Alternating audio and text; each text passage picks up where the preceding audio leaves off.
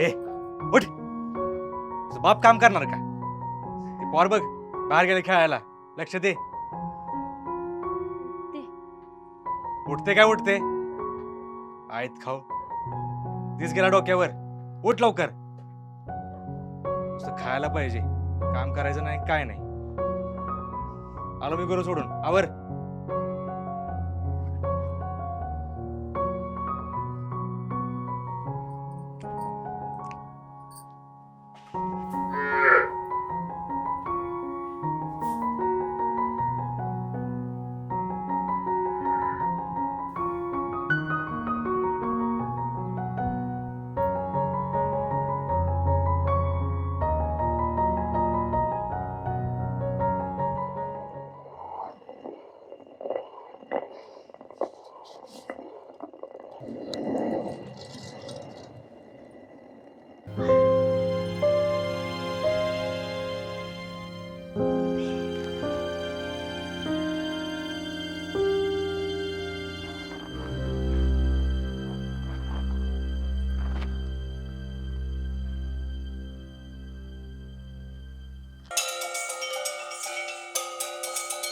ए उठ, तुझ्या आईला तुझ्या बघा तो झोपायचं काम करते, बाकीचं काम बाप करायचा का?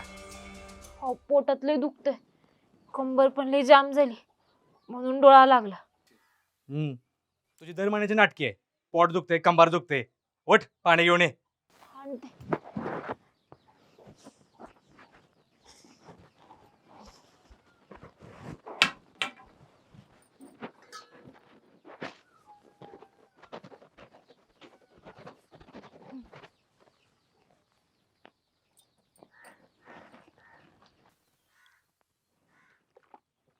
पोर कुठं आहे?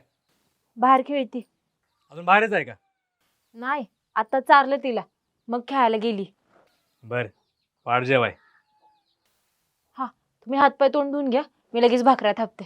काय पण जेवण नाही केलं आतापर्यंत? का झक मारत होती का तू? स्वयंपाक करून झालाय, फक्त भाकऱ्या थापायचे राहिल्यात. उलट बोलू नकोस, तर नवऱ्याला भूक लागली फक्त झोपायचं काम कर. आवर लवकर जा.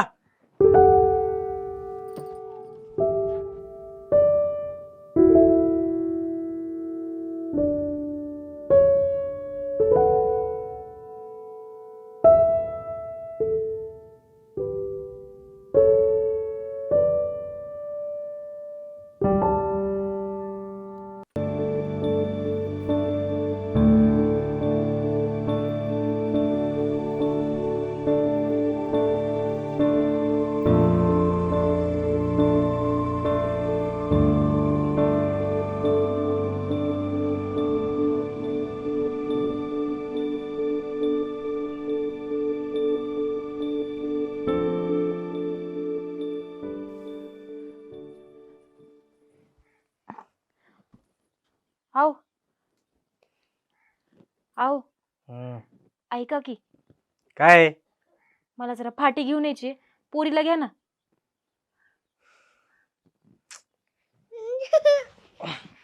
तिला खायला घातलंय का? हा, दूध पाजलं होतं, राहील ती तुमच्याजवळ. मरडते कसं? जरा नादवा की. आणि जाऊन लवकर ये. बायका बरोबर. नाही, येतेच लगेच.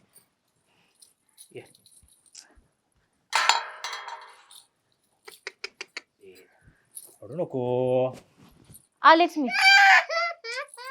1-1.5 आणि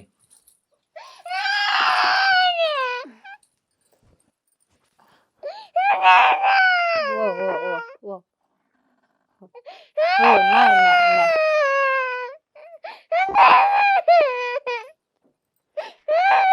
नाही नाही नाही.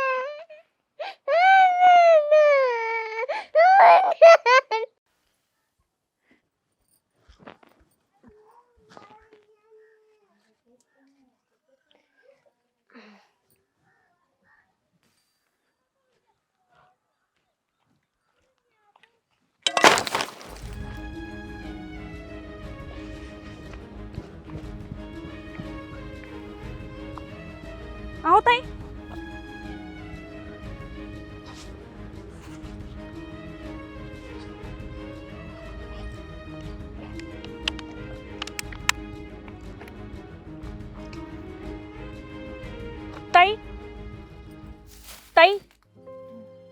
अगं काय झालं? आजारीच की काय? आणि हे पोटाला काय बांधलंय? अगं काही नाही ताई, ते पाळी आली आहे ना, दुसराच दिवस आहे म्हणूनच चक्कर आली असेल. बघ तर हे पाणी घे. अगं प्रॉब्लेम आलाय, मग 4 दिवस जरा आराम करायचा ना. आणि तुला माहित नाही का, जड ओझी उचलल्यावर त्रास अजून वाढतो. आणि काही हरकत नाही 4 दिवस नवऱ्याने कामं केली तर. अगं ही बाई माणसाची काम आहे, बाई माणसानीच केली पाहिजे, त्यांना कसं सांगणार. बघ बघ चल उठ. आणि हे राहू दे तिथे. नको, घेते मी.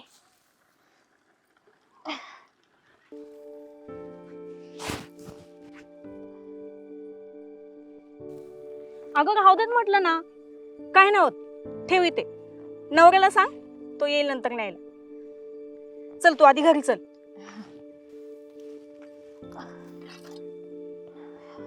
चला.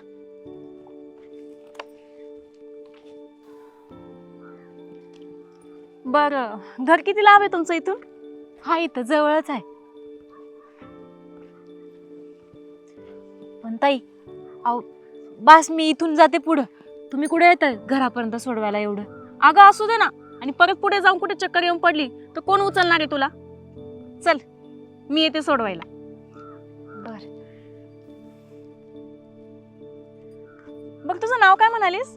माझं नाव रेश्मा. रेश्मा, छान नाव आहे. आणि तुमचं? माझं गायत्री. तुमचं पण छान नाव आहे. पण तुम्हाला पहिलं कुठं पाहिलं नाही हो इथं? हो, म्हणजे माझं काम होतं इथे. मी सोशल वर्कर आहे. इथलं काम झालं, आता चिखलीला जायचंय मला. मेडिकल कॅम्पिंग करतो आम्ही. अच्छा, ते पुढचं चिखलगाव का? हो बरोबर. सावकाश. इकडून पण अजून आतमध्ये आहे का? नाही, हे काय समोरचंच घर माझं.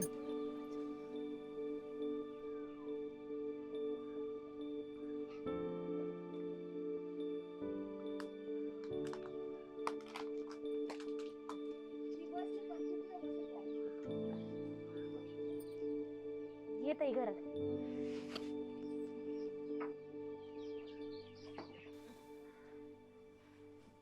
येत आहे. थांब, मी तुला बसाय आणते.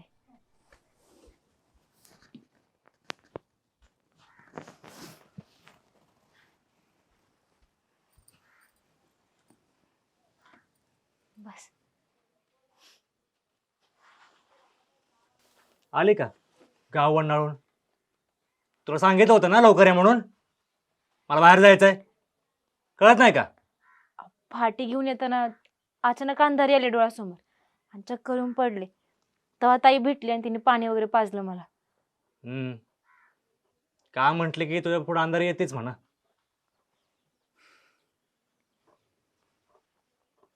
ताई बस तू, मी पाणी घेऊन येते तुला.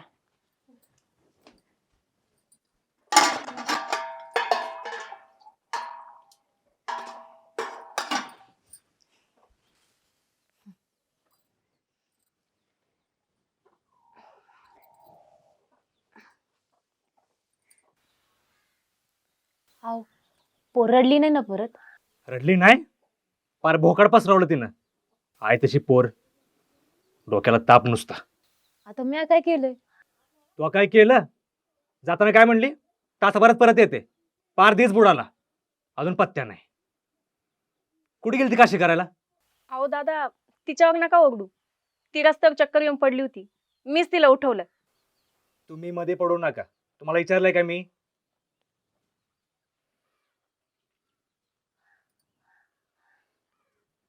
आव, ताईला कशाला काय बोलताय तुम्ही? तीच मला इथं घेऊन आली. बघ चल रेश्मा, जाते मी. अगं ताई थांब की आजचे दिवस, उद्या जाशील. अगं नको, कॅम्पमध्ये आहेत माझ्या ओळखी. कोणाला पण बोलवलं ना तर येतील न्यायला. डोंट वरी. अगं ताई, एवढ्या रातची कुठे एकटी जाती? आजचे दिवस थांब की इथंच. आता तुला गाड्या बी नाही भेटायच्या बघ. उद्या सकाळी 7च्या एसटीने जा. 7च्या एसटी बरोबर चिखलगावला थांबते. आजच्या दिवस कर मुक्काम इथंच. हा, उठ. ते घरी तुला खायला अन्न मिळतंय का? सगळं गावाला गोळा करून आणते. धर्मशाळा आहे का? हा? हाव त्या ताईने मदत केली माझी, म्हणून म्हटलं राहा. म्हणून म्हणलं राहा. एक काम कर, सगळं गावाला गोळा करून आण.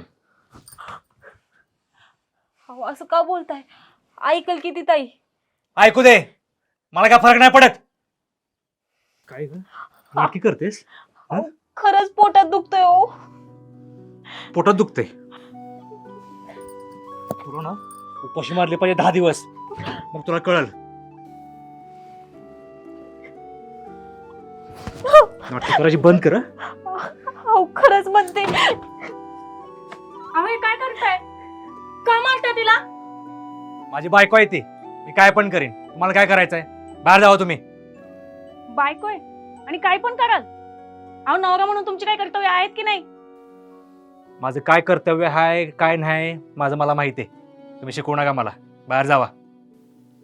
शिकवायची गरज नाही म्हणजे?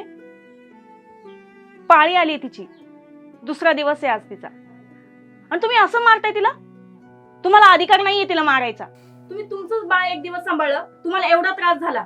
एक स्त्री तिच्या आयुष्यात 9 महिने पोटात बाळ वाढवते, तिला नसेल का काही त्रास होत? पक्की नाटके आहे ती, आणि तिला एकट्याला त्रास होतो का? दुसऱ्या बाळांना त्रास होत नाही का? अहो इथेच तर चुकतं बायांचं, आपलं दुखणं लपून ठेवतात, म्हणून तर तुमच्यासारखे नवरे फावतात.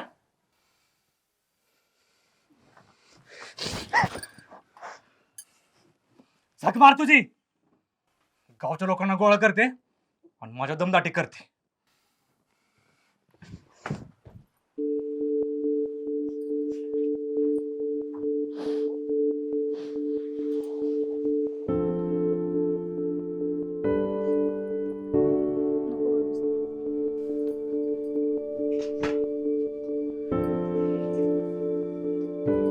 काय करतेस?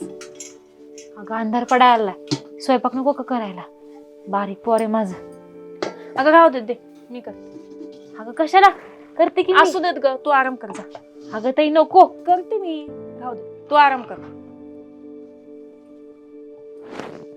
रेश्मा, तू ही नेहमी सहन करते का ग? अगं ताई गावातल्या सगळ्याच बायका करतात की, त्यात काही नवीन आहे? अगं पण या 4 दिवसांमध्ये नवऱ्याने थोडंफार केलं तर बिघडत नाही. अगं ताई बघितलं ना आमचं हे कसे, त्यांना कुठं काय सांगायचं? शेवटी बाया माणसाची काम आहे ती, बाया माणसांनी केलेलीच चांगली. सो गड्यानं कसं सांगायचं चांगलं दिसतं होय ते? अगं मी कधी म्हटलं तुला काम नको करू? अशी हलकी फुलकी कामं करत जा, स्वयंपाक करायचं, झाडून काढायचं.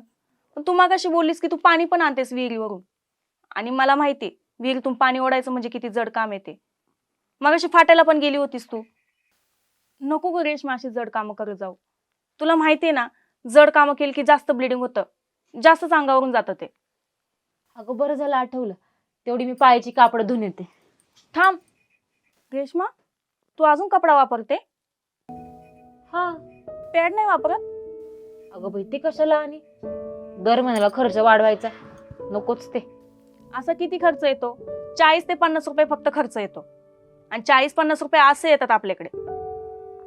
आणि तुला माहितीये कपडा वापरल्याने कॅन्सर सारखे मोठे मोठे आजार होतात. अगं काही स्त्रियांचा जीव सुद्धा जातो. तुला एक स्त्री म्हणून सांगू का, हे 4 दिवस ना खूप महत्वाचे असतात. महत्वाचे कुठे? विशेष मन, नवीन पिढी यातूनच जन्माला येते. मला नाही वाटत यात काही खराब आहे म्हणून. या दिवसांमध्ये ना प्रत्येक स्त्रीने स्वतःची काळजी घेतली पाहिजे. बघ मला एक सांग, ह्या गावातली मीटिंग कुठे भरते? मंदिराच्या पटांगणात. ठीक आहे, मग तू उद्याच एक काम कर, गावातल्या सगळ्या बायका बोलू ना तिथे घेऊन ये. का? मी त्यांना या गोष्टी समजावून सांगते. नको नको ग बाई, तिकडं कशाला? तू बघितलं ना आमचे हे कसे, त्यांना कळलं ना तिकडं असं मी बायकांना गोळा करून घेऊन आली, तिकडं तमाशा घालायला कमी नाही करणार ते. तिकडं झोडतील मला, आणि लोक बी बोलतील कुठली बाय आणली आणि असं खर्च वाढवायचं काम लावलंय उगाच. नकोच ते. तुला जायचं ना कुठं, तुझा सकाळच्या एसटीनं. हे काय दर महिन्याचं असतं अगं. अगं मी खूप ठिकाणी फिरले, मी एक सोशल वर्कर आहे, आणि मी बघितले खूप ठिकाणी प्रगती झालेली आहे. पण तुमच्या गावामध्ये बायका अजूनही कपडा वापरतात. मग त्यांना सांगितलं पाहिजे ना की सॅनिटरी पॅड वापरा, याबद्दलची सगळी माहिती त्यांना दिली पाहिजे ना. मग मला आता तिकडच्या पेक्षा ना हे काम महत्वाचं वाटतंय. त्यामुळे आता तू जरी माझ्यासोबत नसली ना तरी उद्या मी हे काम करणार आहे.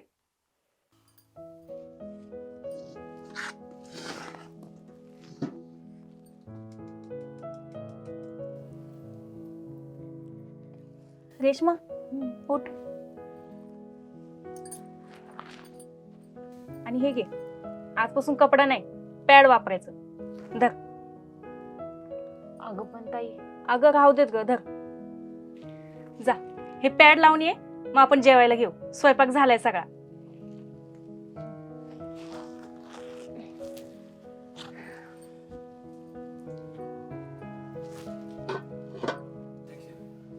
नमस्कार मैत्रिणींनो, मी गायत्री वाघ. मी सोशल वर्कर आहे. मी आज तुम्हाला खास इथे एका कारणासाठी बोलवले, ते म्हणजे जे कारण माझ्या कानावरती आले म्हणून मी तुम्हाला इथे बोलवले. पण मी आधीच म्हटलंय मैत्रीण, त्यामुळे लक्षात ठेवा, इथून पुढे आपल्यामध्ये जे बोलणं होईल ते एक मैत्रीण म्हणूनच होईल, न लाजता आणि न लपवता. कळालं? आता मला सांगा, पाळीमध्ये कपडा अजून कोण कोण वापरतं? म्हणजे खरंय, मी ऐकलं ते खरंय बरोबर? तुम्ही अजूनही कपडा वापरताय. मग एक गोष्ट लक्षात घ्या, तुमच्या शेजारी ज्या वाड्या वस्त्या आहेत, ज्या सुधारलेल्या आहेत, तिथे सुद्धा पॅड वापरतात लोक. आता कपडा वापरल्याने काय होतं तुम्हाला माहिती?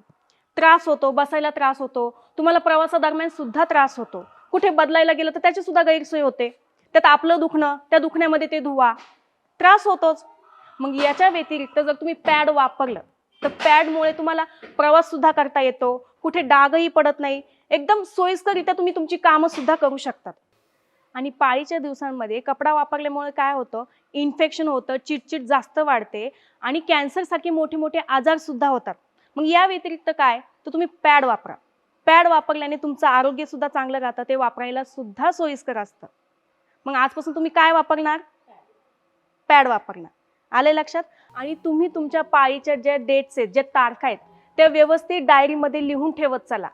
कारण काय होतं की या डेट्स बदलत राहतात, तुम्हालाही माहिती आहे, सारखं मागं पुढे पण होतं. मग या डेट्स लिहून ठेवल्यानंतर तुम्हाला कळतं किती बदल झालाय, किती नाही झालं.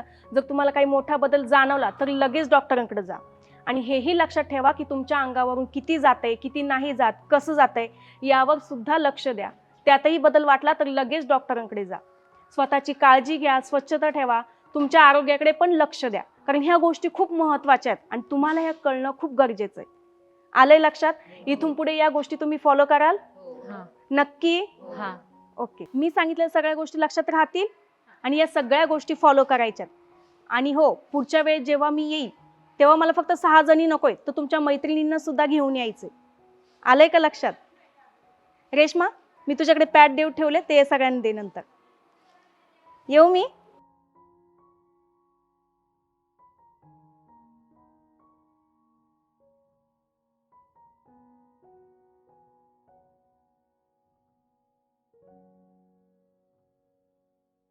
ऐक हो, एवढं कसं काय लागलं? कोरड लागली पायाला.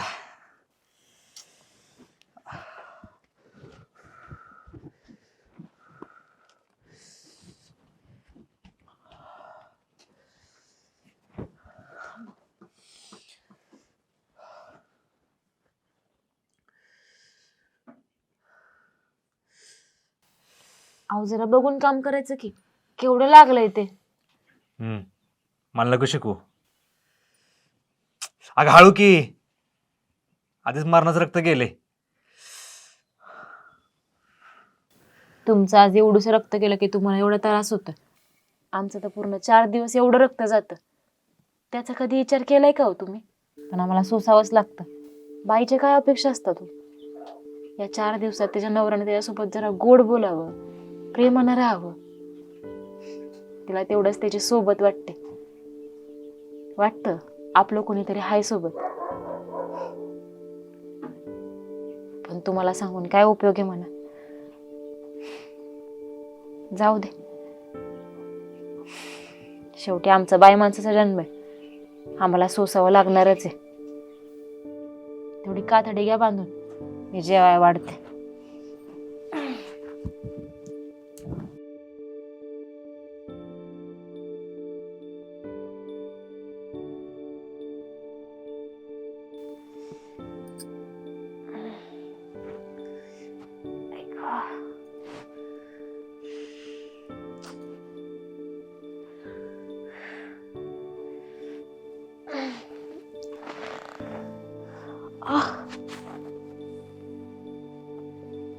ए काय झालं एवढ्याला?